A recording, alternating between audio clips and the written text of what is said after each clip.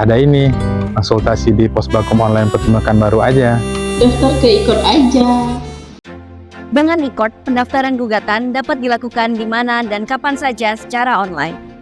Setelah biaya panjar dibayar, muncul nomor perkara di akun IKOR penggugat. Lalu, Ketua Pengadilan melakukan dismisal proses sesuai pasal 62 Undang-Undang Nomor 5 Tahun 1986 tentang Peradilan Tun untuk menyeleksi perkara. Jika lolos dismisal, Ketua Pengadilan membuat penetapan lolos dismisal dan menunjuk majelis hakim atau hakim. Jika tidak lolos dismisal, setelah mendengar para pihak, Ketua membacakan penetapan tidak lolos dismisal. Tahapan pertama, sidang pemeriksaan persiapan. Sidang pemeriksaan persiapan bertujuan melengkapi gugatan yang kurang jelas dengan data yang diperlukan dalam waktu 30 hari. Sidang dihadiri para pihak dan tertutup untuk umum.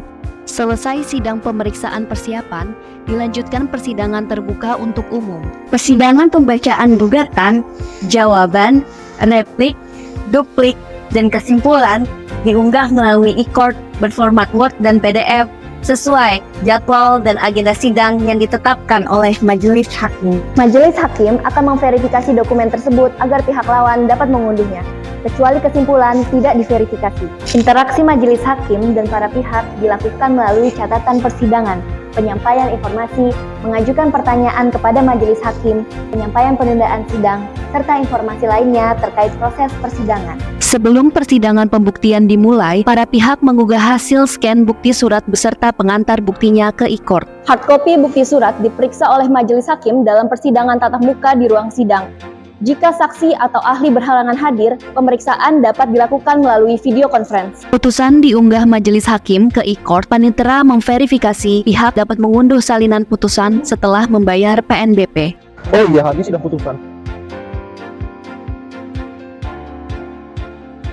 Aduh. Halo Pak, kita kalah Pak. Gimana? Banding? Oke Pak. Pendaftaran banding dapat di mana saja loh, karena melalui IKOR. Caranya, Daftar banding, waktunya 14 hari kalender setelah putusan tingkat pertama di menu upaya hukum banding online. Pilih pengadilan tingkat pertama dan nomor perkara. Checklist data di e-filing dan lengkapi dokumen. Bayar panjar banding dan akan diregister oleh pengadilan. Pemberitahuan kepada terbanding melalui e-summon. 7 hari kalender, pembanding mengunggah memori setelah pemberitahuan akta banding. Pemberitahuan memori banding kepada terbanding dan terbanding mengunggah kontra memori banding 7 hari kalender, pemberitahuan kontra memori ke pembanding seminggu kemudian, pemberitahuan inzage 3 hari kalender, pihak inzage, berkas dikirim melalui IKOR.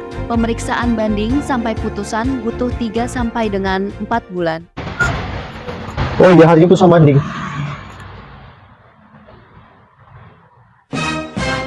Aduh, salah. Iya, halo Pak. Maaf ganggu rakornya. Putusan banding kita kalah, Pak. Kasasi? Oke, Pak. Selama 14 hari kalender setelah pemberitahuan putusan banding, pemohon kasasi mendaftar ke pengadilan membawa surat kuasa jika dikuasakan. Bayar panjar kasasi.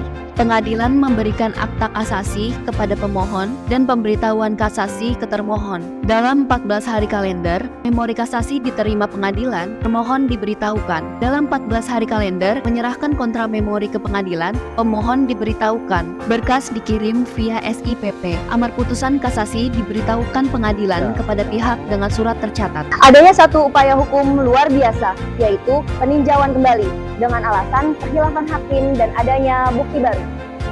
Pemohon eksekusi menyerahkan permohonan eksekusi ke PTSP dan membayar panjar eksekusi. Ketua memanggil para pihak untuk didengar keterangannya. Selanjutnya, penetapan eksekusi dikirimkan kepada para pihak. 2 sampai dengan 3 bulan, jika eksekusi tidak dilaksanakan, pemohon bersurat untuk tindak lanjut ke pengadilan, diumumkan di media massa, dan dikirimkan surat ke Presiden. Setelah menerima balasan dari Presiden, pengawasan eksekusi telah selesai.